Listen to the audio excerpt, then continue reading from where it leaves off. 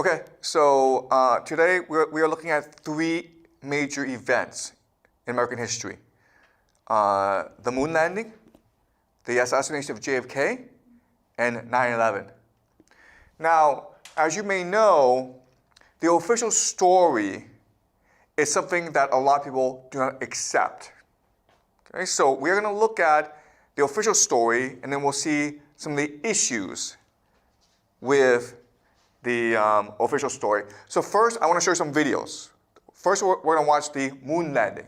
So in 1969, July 20th, they shoot three men into space, Buzz Aldrin, Michael Collins, Neil Armstrong. Neil Armstrong becomes the first man in the world to walk on the moon.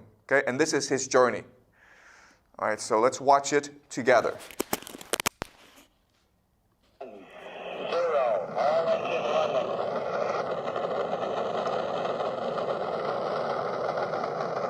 What you will see is that it takes a lot of thrust to get the man into space.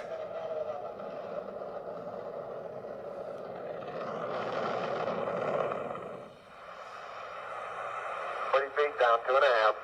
Picking up some dust. 30 feet, 2.5 down. Big shadow. 4 forward, drift into the right a little. This is considered the greatest achievement in human history. It took years and years of hard work involving 400,000 people all working for NASA to accomplish this perfect landing on the moon. We're breathing again. Thanks a lot. Okay, Neil, we can see you coming down the ladder now. I'm at the foot of the ladder. The 11-foot beds are only... What is amazing is that this is being broadcast live from the moon back to NASA. So their technology back then is far superior to our technology today. 12 steps per man. 1 diaphragm per man. Tony, this is so great you can't believe it. I believe it, Charlie. It's raining, Johnny. Look at it go, would you, Charlie? You got all your steering to get straight. Oh, this is going to be some kind of different ride.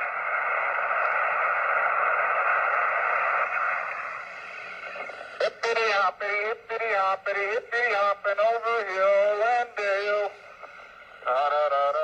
I know this looks fake, but it's not, okay? This is official NASA footage, live from the moon.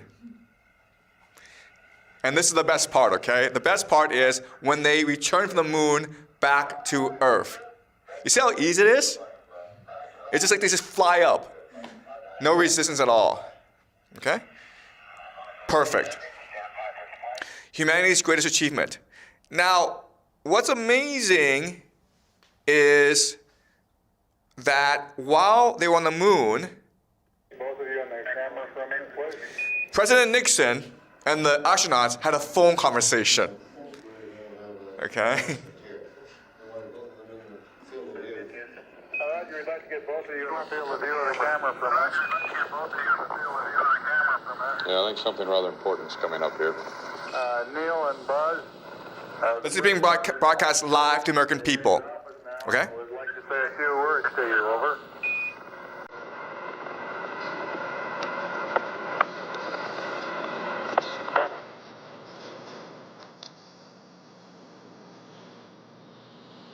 Hello, Neil and Buzz. I'm talking to you by telephone from the Oval of the Netherlands. And this certainly has to be the most historic telephone call ever made from the White House. I just can't tell you how proud we all are of what you have done. For every American, this has to be the proudest day of our lives. And for people all over the world, I am sure that they too join with Americans in recognizing what an immense feat this is. Because of what you have done, the heavens have become a part of man's world. Okay? The heavens have become part of man's world, right? Remember how last class we talked about how they wanted to bring the heavens down to earth. Okay, this is the idea of inversion. Okay? But do you see how amazing it is that they were able to have this seamless phone conversation? Okay? Now, they go to the moon, and you would think that they would come back, and they're heroes, right? Imagine if the school took you all on a trip to Mount Everest. You spend 6 months climbing the world's tallest mountain. You come back, and you feel amazing, right? You feel on top of the world. You're ecstatic. You want the whole world to know about it. Well, they should be feeling the same thing, right? Okay, here's a press conference after the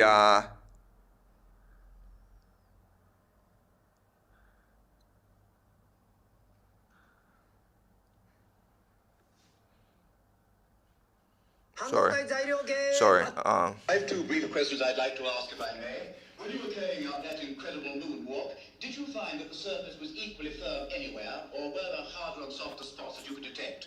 And secondly, when you looked up at the sky, could you actually see the stars and the solar corona in spite of the glare? We were never able to see stars from the lunar surface or on the daylight side of the moon by eye without looking through the optics. I don't recall during the period of time that we were photographing the solar corona what stars we could see. I don't remember seeing any. I don't remember seeing any stars. He doesn't remember anything, okay? Did you see how nervous they are? It's very strange. All right? And that's why, even today, there are a lot of people who do not believe the moon landing happened. Okay, so we'll go over the theories as to why later on. But now let's switch focus and let's look at 9/11. All right, so this is the buildings coming down on 9/11. Watch how they come down. It's very strange. The North Tower came crashing down.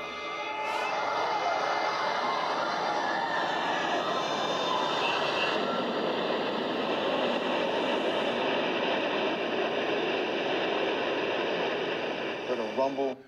So this is strange because a plane hit that building, right? Now it's on fire. It's very strange that the building could come straight down like that. It's almost like a demolition. I'm not saying it's a demolition, but it looks kind of strange. Okay? What's even stranger is that there were two planes that hit the Twin Towers that day, but there were three buildings which came down. The North Tower, the South Tower, and building number 7, which was across the street. Nothing hit that thing. It came down, okay? So let's watch the video.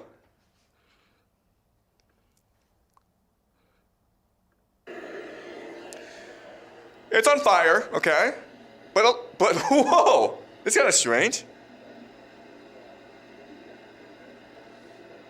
Comes straight down.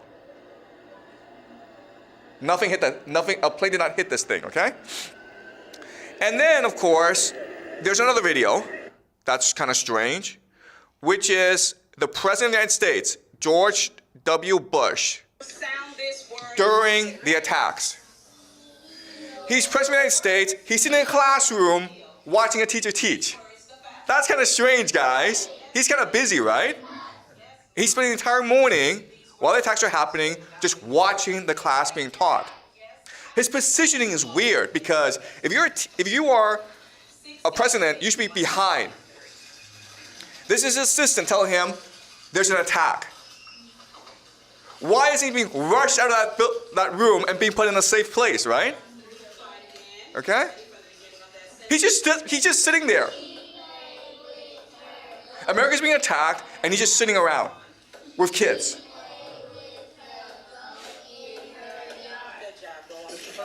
Aware of the reports of the plane crash in New York? Is there any talk about that? Thank you all. You can step out the way. Okay, so a reporter is asking him, Mr. President, do you know that America is being attacked right now? And he's like, we'll talk about it later. He's not worried. At this point, no one knows who's attacking America. No one knows how large the attack is. As President of the United States, he should be rushed immediately to a safe location. And he's not worried. He's like, we'll talk about it later. Very, very strange, okay? And that's why, even today, people are suspicious about what happened. Okay, guys, So, having seen the videos, let's go over what happened, okay?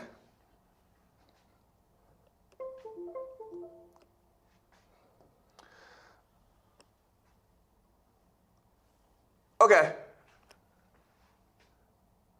So, let's talk about the JFK assassination. On November 22nd, 1963, JFK was assassinated. And Lyndon B. Johnson, new president, he organizes a commission called the Warren Commission to investigate what happened. And they produce this huge, huge report, thousands of pages. And the report says that only one person was involved, Lee Harvey Oswald. And he was able to kill the President of the United States because of his communist sympathies. And that's it, okay?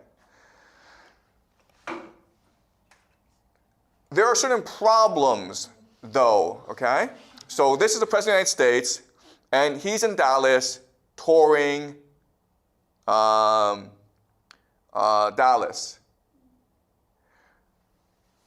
I want to point something strange about this picture, okay? You see how in the front, JFK is in the front, but all the security is behind him. That makes no sense. What's the point of security if the security is all behind him, right? Because if someone rushes and attacks him, they're too far behind, right? Also, you see how the bodyguards and the police officers are to the side? Well, that's to prevent snipers, right? So my question then is, why is this car behind structured in a way to protect the people inside, but the car carrying JFK, it doesn't have any bodyguards? That's kind of strange. All right? This is the location, the map of the motorcade. So JFK, he's streaming down, and then when he gets into the spot, Lee Harvey Oswald is able to take 3 shots at him and kill him at the spot. So Lee Harvey Oswald takes 3 shots and kills JFK. But as you can see, the problem with this location is there are actually lots of places where you can take a shot at the president because he's in an open car with no security. And there were a lot of witnesses who believe that there were other shooters as well, at least one more shooter. And they heard the shot from other places. Many of these witnesses, almost 30 of them, were all killed or they died mysteriously soon afterwards. That's very strange. This is the menorah, okay, which is a holy candle in the Judaic tradition. You see how the shape is very similar to this plaza called Dealey Plaza? What's also interesting about Dealey Plaza is it was the site of the first Freemason lodge temple in Texas. Okay, so there are these religious significance to this place. It was almost like they picked this place for a ritual sacrifice. Okay? So we'll talk about the Freemasons later on because they're very important. The Freemasons are the ones who some say control America. Okay?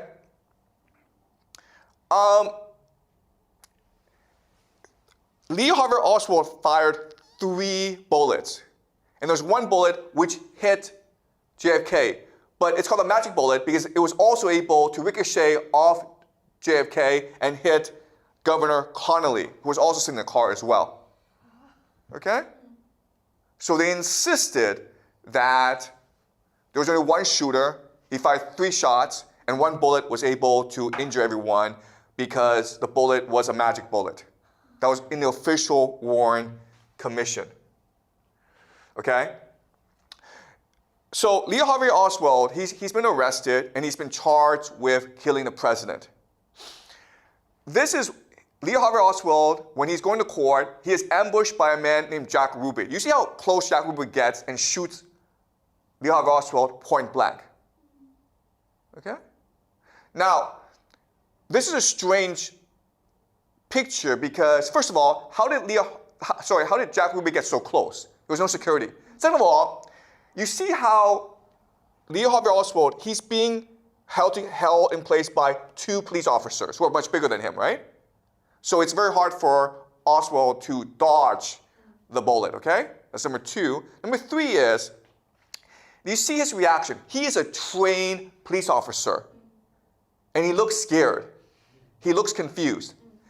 If you are a police officer and someone comes at you menacingly, right? You know to push him away or draw out your gun. But you see how he just freezes. That goes against his training. That's very strange. Okay? I'm not saying that this is a conspiracy, but I'm just saying how this doesn't really add up. There are lots of questions that are raised by this. Also, JFK has a brother, Robert F. Kennedy. And in 1968, Robert F. Kennedy runs for president, and it seems as though he's about to win the Democratic nomination. And then he gets killed too. And again, the question is, how did this happen? And it's a mystery how this man, named Sirhan, and he does not look like a killer, okay? Lee Harvey Oswald does not look like a killer. He does not look like a killer either, okay? But they charge him with a crime, and he's still in prison. And even today, he's saying, I didn't do it. Okay? All right. So now let's look at 9/11. And as you can see from some of the video footage, it's very suspicious what happened. There's other things that are suspicious about what happened. First of all, a month after the Twin Towers came down, all that concrete and steel was shipped to China. Yes. The Twin Towers, the debris is now in China, being put in other skyscrapers. Who knows, okay? But that's kind of strange because you would obviously want to run an investigation before you ship that thing off. But they did not do the investigation. They shipped that debris to China right away. That's the first thing. Second thing is that never in the history of humanity has a fire brought down a skyscraper. Never before and never afterwards. Investigators explained that what happened was that the jet hit the skyscraper, and then because of the explosion, because of the gas, the steel frame started to melt, okay? And then when the top melt, it started to melt the bottom one, and the bottom one, and the bottom one, and this is what we call the pancake theory. Never in human history has this happened before, except with the 3 buildings on 9/11. Okay, and the third, and then 2 planes brought down 3 buildings. The last thing is that the plane, the explosion was so intense that no bodies were recovered, no luggage was recovered, but we found their passports. Okay? We found their passports. These are the 19 hijackers who the government decided was solely responsible for the attacks. They had no help. They had no government help. They just acted by themselves, and they got really lucky. Okay, the luckiest people on the planet. As you can see, this is their passport that was found on a plane wreckage. Didn't find any bodies, didn't find any luggage, but we found the passport. So we know for sure that it was a terrorist and no one else. This is a boarding pass. This is the boarding pass. Okay? Found in the debris of the Twin Towers. Pretty lucky. But this is conclusive proof that the terrorists were responsible and no one else. Okay, so more strange things about 9/11. First of all, we have a document dated to 1962, a document called Operation Northwoods. And the plan is for the government to hijack civilian aircraft, planes, and then blame it on Cuba so that the United States can declare war on Cuba. Also, 6 months before 9/11, Fox, a television station in the United States, they aired a television show called The Lone Gunman, okay? And the plot is this.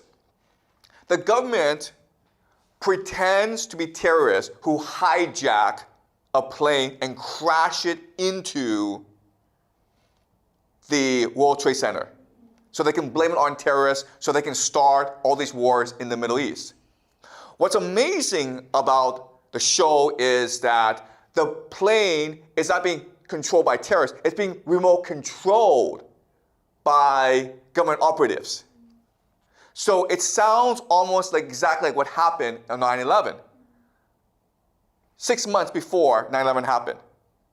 That's very strange. Okay? It gets stranger. This man is named Larry Silverstein, and he is both the dumbest and the luckiest businessman in the world. He's the stupidest businessman in the world because 6 weeks before 9/11, he buys the lease to the World Trade Center. Okay? Why is that stupid? Because the World Trade Center has asbestos, like a dangerous chemical. So they had to clean or remove the asbestos. The problem is the cost of removing all that asbestos would have been more than the value of the Twin Towers. That's kind of stupid, okay? Why would you lease the Twin Towers knowing that you have to put all this money into renovation, which would bankrupt you? Also, what's stupid is to have the lease, you're required to have insurance, okay? And so the insurance company says, we value the World Trade Center at $1.5 billion, okay? And Larry Silverstein says, no, it's not $1.5 billion. They are worth $3.5 billion. So he is asking to pay more insurance than he needed to. That's kind of stupid. But again, he's the luckiest man in the world because 9/11 happens, and guess what? He can now claim that 2 towers were struck, and therefore he should get twice as much as $3.55 million. He should get $7 billion. And he sued, they went to court, and he got $4.55 billion. Okay? He's also lucky because he's a workaholic, he never misses work, but that day, because of a dermatology appointment, he had to miss work. He wasn't there when 9/11 happened. The luckiest man in the world. Okay? So this teaches us that in life, do not be smart, just be lucky. Okay? That's all you need. All right, now, I know all this sounds suspicious, but there are lots of reasons why we should just believe the government. Okay? Why we should believe the United States government is telling us the truth. That 9/11 was done just by 15 terrorists operating alone, without any help. That JFK was killed by one lone gunman named Lee Harvey Oswald. That the moon landing was actually real. Okay? So let's go over the reasons why we should never ever believe conspiracy theories. Okay? The first reason, of course, is the government would never lie to us. Okay? That's the first reason. It's probably the best reason. Second reason is, well, the government is too stupid to do anything like this, okay? They're incompetent, okay? The third reason is, why is there so much evidence that there's a conspiracy theory, right? If the government is so powerful, if they're capable of like doing these conspiracies, surely they can cover it up as well. Why is it on 9/11 we have all this footage? Why is it that we have the passports? Why is it that we have like this TV show? Why is there so much evidence? That makes no sense, right? So the fact that there's so much evidence suggests to us that the government is not involved, okay? Because the government is so powerful that it can just cover everything up, right? The other thing is, NASA has 400,000 people working on the space program, right? Why hasn't anyone come forward and confessed? Why hasn't anyone told the truth? That's kind of strange. So the fact that so many people were involved, but no one has come out and told us what happened, means that the government was telling the truth, okay? Does that make sense? It's very hard to keep 400,000 people quiet. Okay? Someone might have told a friend or a family member or just might have gotten drunk and then done a YouTube video. Who knows, okay? But it's very hard to keep 400,000 people under wraps. JFK, why did they kill him in public? Why not just make it a private thing, you know? Just give him some poison, he dies, no one knows. Why make it into a spectacle? Okay, so another reason to doubt conspiracy theory. Okay? And the last thing is, if the government was really involved, they would not allow us to discuss this, right? They wouldn't allow me to find this video online. They could just cover it all up, right? All these videos I've shown you are online. So this tells us the government doesn't have anything to fear, right? Okay? So we're in a strange situation where we can either believe the government is telling us the truth, but then we have all this evidence to suggest that they're not telling us the truth. Or we can believe that they did this, but what we also have to believe is that they did this and they want us to know that they did this and they want us to talk about these conspiracy theories. Okay? That's kind of strange. Well, it turns out we have an explanation for this. It's called revelation of method. The idea is that those who engage in evil must tell you that they are engaging in evil. The theory is that those who do conspiracies must tell you they're doing conspiracies. And there are 3 reasons why, okay? So let's go over them. The first reason is the idea of learned helplessness. And so the idea is, okay, let's just say that everyone knows that they did this, right? We get angry. We write emails. We make YouTube videos. Then what? Nothing, right? So the idea of learned helplessness is like the more angry you get, the more helpless you feel, and therefore the more obedient you become. Okay? That's the first reason. Second reason is the idea of karmic responsibility. And the idea is that the people in power are extremely superstitious. They believe that when they die, God will judge them. Okay? So we're all dead, and God says to the government, hey, why did you do all this evil stuff? And the government says, no, no, no, I did not act alone. Everyone participated. Why? Because I told them what I was doing. They didn't stop me. They didn't raise any concerns. They didn't protest. Therefore, they are complicit. Okay? So another way of saying this is, if you just look at 9/11, if you just look at the moon landing, if you just look at JFK, the evidence is so overwhelming that if you still believe the government, it's not because you are ignorant or stupid, it's because you are complicit. It's because you are involved. Therefore, you share the guilt. Therefore, the karma is spread to everyone. Okay, that's the logic. All right? And the third reason is attention capture. These events are set up in a way so that they will be remembered forever. Okay, so everyone remembers where they were, what they were doing, who they were with on 9/11. When JFK was assassinated, during the moon landing. Okay? So you probably were not in the United States, you might have been in China, you might have been Tunisia, you might have been in South Africa, it doesn't matter, okay? You could have been on the moon, okay? But you still remember what you were doing on 9/11 because it's etched into your consciousness. And that's the point. The point is to control people by controlling how people perceive reality. Okay? Because then you have the power of God. Okay? So these are the 3 major reasons why they will do this evil, but they will tell you they did this evil, and they want you to discuss and continue to discuss why they do this evil, okay? So even today, people are still writing books about JFK. People are still writing books about the moon landing. It's allowed because it's attention capture, okay? It's like the idea of top of mind. So if you're a company, you don't care about bad publicity. All publicity is good because it's top of mind, right? So if you are hungry and you want to go out for lunch, what's the first thing that you want to eat? It's the first thing that comes to mind, right? So maybe pizza or hamburger, okay? That's the idea of branding.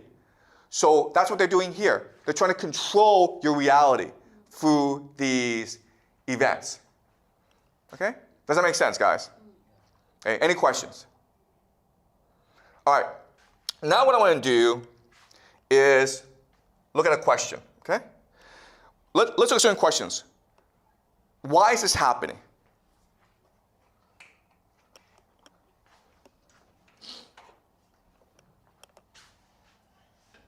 All right, so let's look at JFK and 9/11 and the moon landing.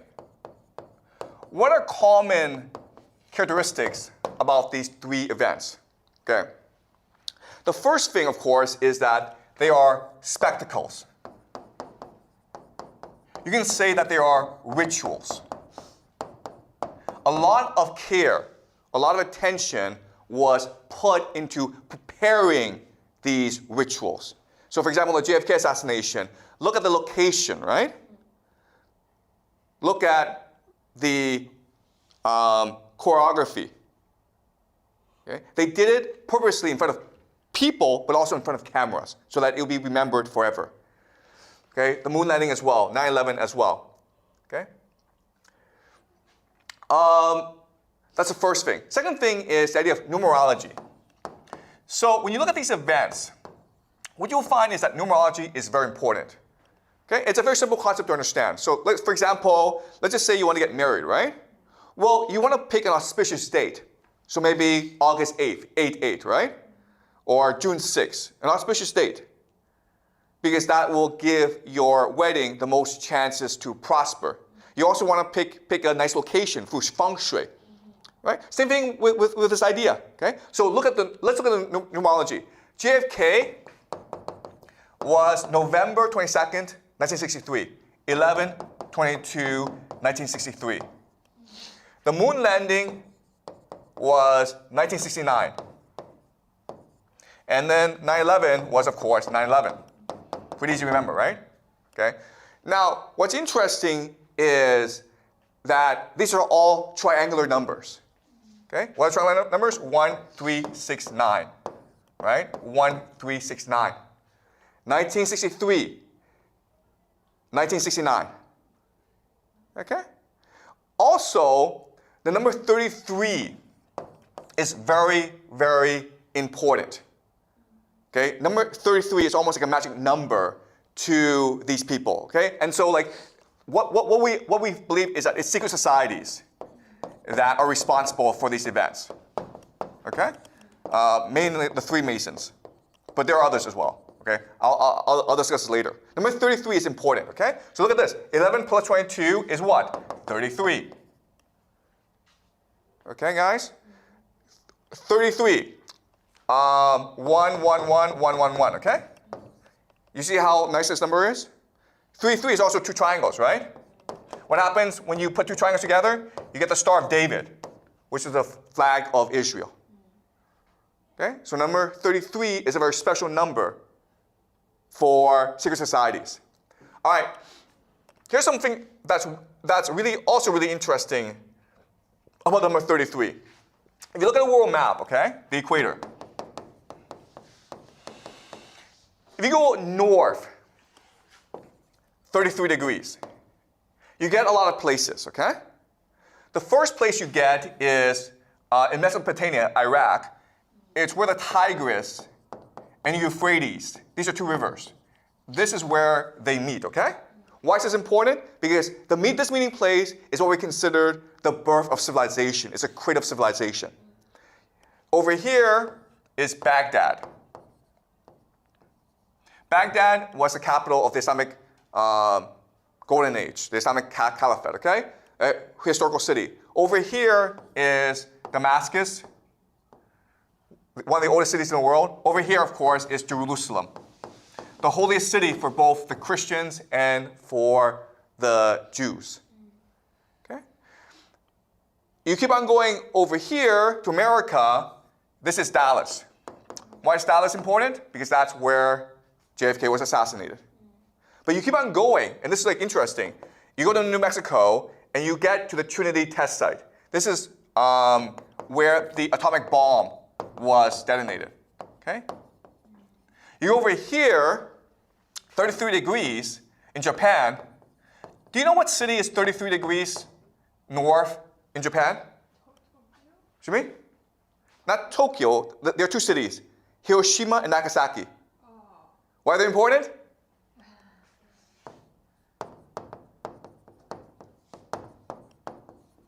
Okay? These are the two places where the atomic bomb was dropped. Okay? Think about that. 33 north in New Mexico is where they tested the atom bomb, and then Hiroshima and Nagasaki, 33 degrees north, is where they dropped the two atomic bombs. Okay? All right. So why is this important? Because if you're a secret society, what makes secret society important is the mythology, or the story that they tell about their purpose. Okay? Now, it's easy to understand here why 33 degrees is important.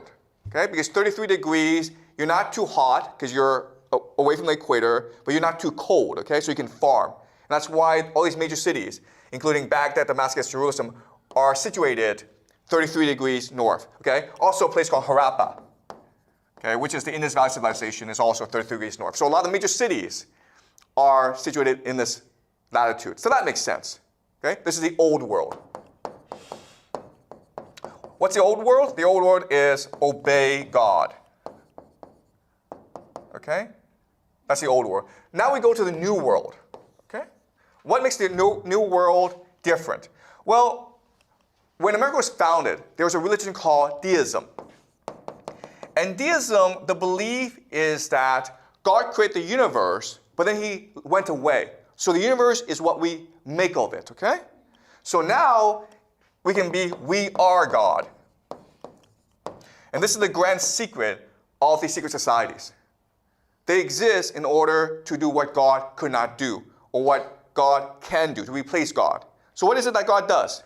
Well, what the first God does is he changes matter.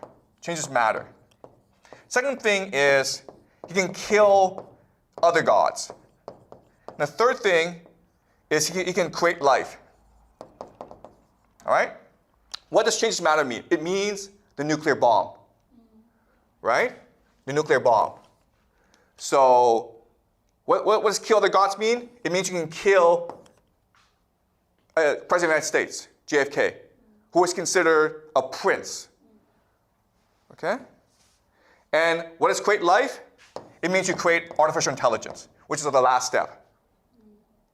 Okay? So this is part of the mythology. The old world is being replaced by the new world. Okay? Now, if you're able to do all three things, now you're able to bring heaven to earth. Now you're able to declare yourself God. And for that, what you need is a world government. And to show that you are truly in power, what you do is you combine the old world and the new world together by making Jerusalem your world capital. Okay? So towards the end of the semester, I will show you what the grand plan is for Jerusalem. But for now, what you need to understand is that right now in Jerusalem, there's something called the Al-Aqsa Mosque, which is the third holiest site in the Islamic tradition. It is the place where Muhammad ascended to heaven. They plan to destroy the Al-Aqsa Mosque to rebuild the Temple of Solomon, called the Third Temple. Okay? This will start World War III. Okay, because the Muslims will get angry at this and they will come and invade Israel. And that's the purpose. So there's a grand plan to create the world government by initiating World War III. Okay?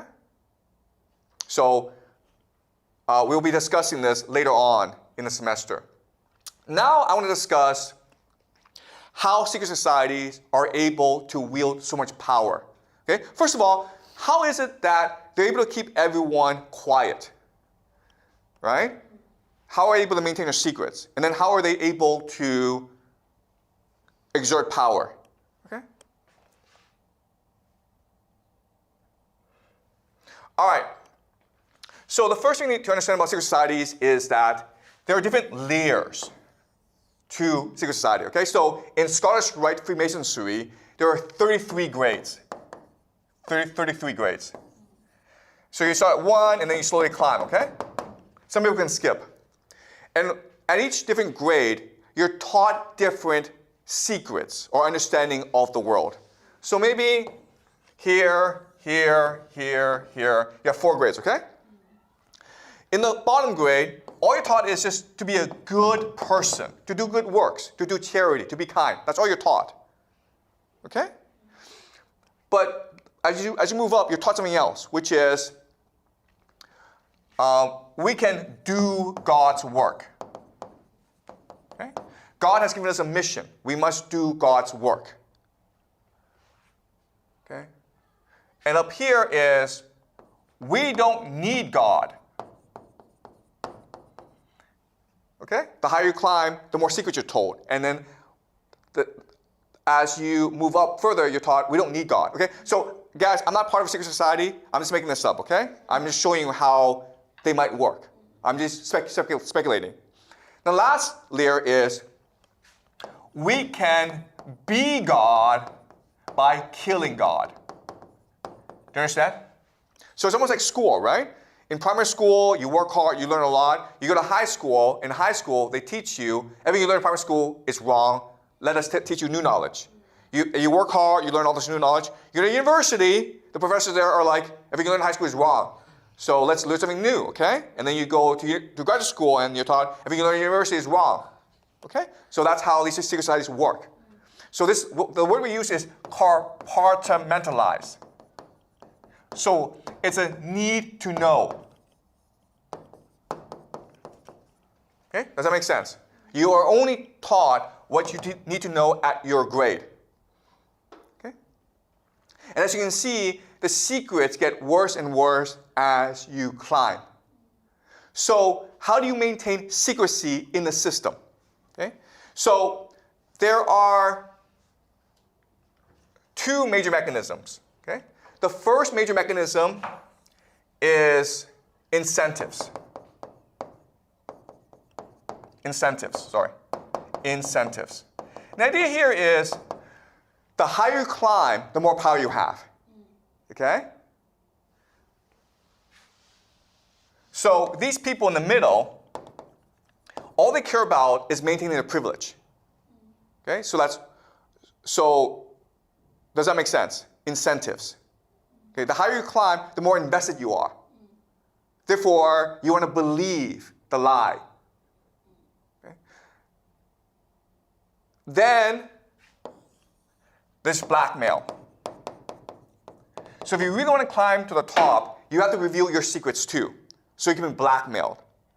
Okay? And we talked about this, right? The idea of transgression. If you really want to climb to the top, you have to commit crimes with other people. So therefore, you can never betray other people. Okay? And the last thing that helps the system is confirmation bias. And the idea of confirmation bias is you just want to believe what you want to believe. Okay? People don't want to believe the government lies to them. People want to believe the government tells the truth. So we like to live in a fantasy world. Okay? So this is what keeps the system intact. Okay? So this is how secret societies keep their secrets. Does that make sense? Okay? Now the question then is, how is it that they're able to wield power? And the answer is, this structure is perfect for a bureaucracy. Before we talked about bureaucracies, right? How as society matures, it becomes more bureaucratic. Well, the problem is that bureaucracies become top-heavy. Too many managers. Also the idea of silos. So each department does its own thing. Okay? And as I said also, bureaucrats don't want to do any work. So imagine if you're a secret society, how much you can benefit from the system, right? Because you want to work because you want to achieve your vision. And you're able to work with other people secretly. Therefore, you're able to promote each other into positions of power. And because these departments are all siloed off, they're all independent, you're able to control the entire bureaucracy. Because you're able to coordinate, but they're not. Okay, does that make sense? So what we learn is that in history, as societies become much more mature, as they become much more bureaucratic, secret societies have much more power. And today, we are living in a heavily bureaucratic world, and therefore these secret societies have more and more power. Okay? And does that make sense? The other thing that we need to remember is that there are thousands and thousands of secret societies. Okay, so let's name some of them. The Freemasons, the Jesuits, the Mormons, the Frankists. Okay, lots and lots, okay? We'll go over each one later on this semester. What you need to remember is that at this stage in development, when society is bureaucratic, when they become parasites on the bureaucracy, they are incentivized to work together to achieve their vision. Okay? But once they create the world government, then they will fight each other. But at this point in their development, they will work and actively collaborate together. Okay, so 9/11, JFK, moon landing, they were all working together. Okay? So we'll be studying this more as the semester progresses. All right, so let's conclude. Sorry.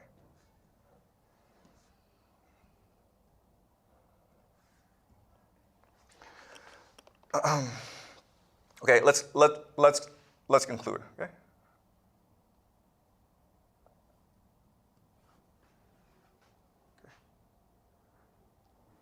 Sorry, Okay, so let's talk about the atomic bomb. This is Henry Truman, okay? Henry Truman is the 33rd president of the United States. Number 33, right? He's also a 33rd degree Freemason, which is the highest Freemason, okay? Why is it important? Because he's the one who ordered the dropping of the atomic bombs on Hiroshima and Nagasaki. Now, this is controversial because at this point, America didn't have to nuke Japan. Why? Because America was firebombing Tokyo. You can see the damage, right? In Tokyo, all the houses are wooden. Guess what? If you drop fire bombs on these houses, everything burns. So America was just burning Japan to death. They didn't have to drop the nuclear bombs. Okay? You can see the devastation, okay? This is Tokyo. They burned everything down. There was talk that if America launched a land invasion of Japan, lots of people would have died. But you didn't have to invade Japan because you were just bombing Japan to ashes. So why did they drop the bomb? Well, the other argument is that they dropped the bomb to scare the Soviet Union. But that only encouraged the Soviet Union to get their own bomb, right? So you have to ask yourself, why did they do this? And if you go back to the 33-degree story, okay, which is just explained, it gives you an explanation. I'm not saying it's right, but it offers you a possibility. Okay, so as you can see, all these major cities, including Babylon, including Baghdad, Damascus, Hiroshima, are all part of 33-degree latitude, okay? Guess what, guys? A lot of famous athletes we're number 33. And they are Freemasons, okay? So this is Scottie Pippen and Shaquille O'Neal. We know they are Freemasons. Larry Bird and Kareem Abdul-Jabbar also wear number 33. Okay? 33 is important. Jesus died when he was 33 years old. The word God, Elohim, appears 33 times in Genesis. King David reigned for 33 years. The Vedic pantheon, Hinduism, has 33 deities. Human spine has 33 bones. Okay, so number 33 appears over and over. So the secret societies see number 33 as a magic number. The moon landing. Okay, I'm not saying the moon landing was faked, but there's an argument that it is impossible for humans to leave something called the Van Allen belt. Okay, the Van Allen belt is this electromagnetic field that protects us from cosmic radiation. So that the belts themselves have heavy radiation. So if you go into it, you die. But also if you leave the Van Allen belts, there's nothing to protect you from cosmic radiation, so you could die as well. So some scientists actually believe that it's impossible to leave Earth. Okay, we'll just die. I don't know how they were able to do this. And as you may know, right now, a lot of countries, America, China, are trying to get back to the moon. They're having a really hard time, okay? They're having a hard time because NASA lost all the technology, lost all the footage, lost all the data. Oops. Oh well. Okay. So how was NASA able to keep this secret? Well, guess what? A lot of their most important people were Freemasons. Okay, this is Buzz Aldrin, one of the 3 astronauts. He was a Freemason. Okay. John Glenn, the first American to orbit the Earth, was a Freemason, 33-degree Mason. Okay. As was James Webb, one of the first NASA administrators. James Webb, Kenneth Klett. So these people are embedded throughout the bureaucracy. And because they're able to coordinate, they have complete control of the bureaucracy. Does that make sense? So it doesn't matter who's at the top. What matters is which bureaucrats are able to work together to achieve their vision. This is Werner von Braun. And he was one of the first NASA leaders. And he's a German. He was actually a Nazi who was brought over after World War II to help America build its space program. Okay? And he had a friend or a colleague named Carol Rosen. And we don't know if this is true. Okay? But what Carol Rosen tells us is that when von Braun died, he told us that America, the American government, was first and foremost concerned about spending money on space weapons, okay? And to do this, what America will do is continue to manufacture threats to justify all the spending on weaponry, okay? And then she lists the different threats. First, they will use Russians, okay? The Russians, we have to defeat the Russians in the space race. Then they'll be like, you know what? Terrorists, okay, 9/11. Then, third world countries, the crazies, like North Korea, okay? Iran. And then an asteroid. We need space weapons to protect the Earth from asteroids. And then the last thing is a fake alien invasion. Okay? Aliens. Okay, does that make sense? Okay. So we'll talk about this later towards the end of the semester about a fake alien invasion. Okay? That's part of the plan. And they've been seeding this for a long time. So I'll conclude by talking about different possibilities. You don't have to believe me, okay? In fact, there are, I think, 5 different possibilities as to what happened. Okay? The footage looks fake. So how to explain this? Well, the first explanation is it's real footage. And we just believe the government, okay? But we also need to believe that they lost all the footage, lost all the technology, lost all the data. Okay? That's possibility number 1. Just believe what the government tells you. Possibility number 2 is America went to the moon, but the astronauts discovered too many secrets on the moon. Like there are space aliens on the moon. They can't tell us, so they create this fake footage, okay? That's the second possibility. Third possibility is America went to the moon, but because of the lighting, because of the difficulty of filming, they couldn't actually take any footage. So they made it up to please the American people, okay? The fourth possibility is America went to the moon, but NASA decided to create this fake footage to fool the Soviets, right? Because if it's real footage, the first Soviets might be able to copy the technology, so we should just fake this thing and make fun of the Soviets, okay? Let's fool the Soviets. So the Soviets could not reverse engineer the success. Okay? That's also a possibility. Right? And the last possibility, of course, is America didn't go to the moon. And it's entirely your choice which possibility to believe, okay? I'm just proposing different possibilities out there. So how can we know the truth? Well, we can use game theory to logically deduce what happened. Okay, so let's use game theory. All right, so we know that NASA's Apollo program cost $26 billion between 1960 and 1973. That's almost $200 billion today. They spent all this money, they need to produce a result, right? This is almost like 4% of all government spending in America. That's a lot of money. Also, you don't know this, but by 1969, America was falling apart for 3 reasons.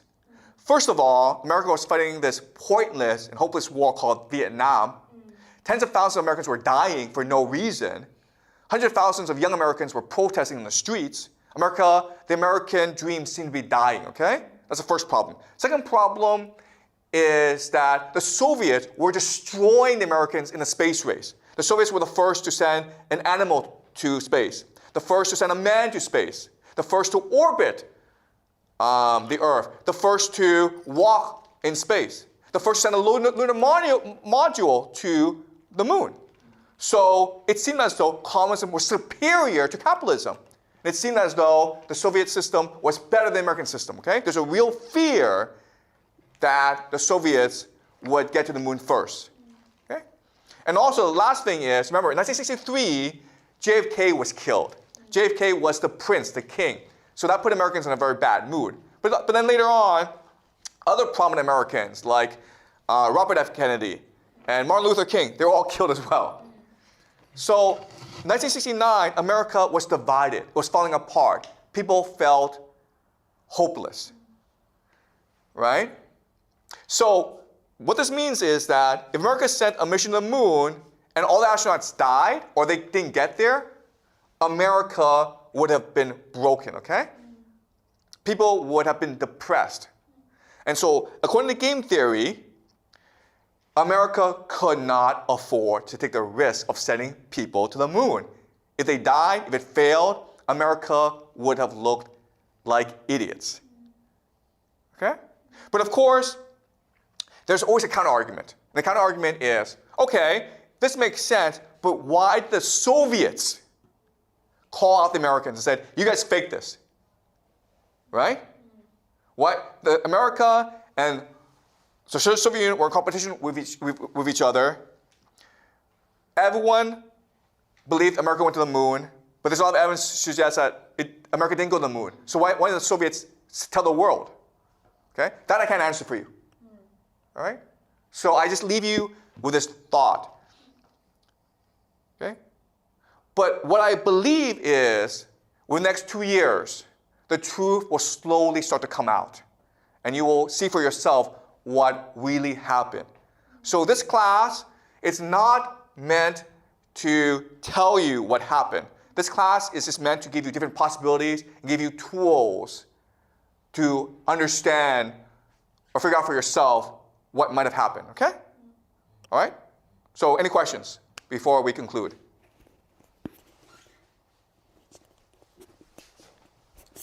As we said, the secret society might have might fighting with the governments, but why don't they send part of their people into the governments? Why don't they work together? No, they are the government. Oh, okay, fine. Yeah, right. Because secret societies cannot exist outside of bureaucracies, right? They have power because they're able to coordinate within the bureaucracy in a way that other organizations cannot, right? So only when the bureaucracy has reached a certain maturity, a certain size, can secret societies have true power, right? So secret societies are the ones who control the government, basically. Yeah. Any other questions? Okay, great, guys. So we'll continue this next week, okay? All right.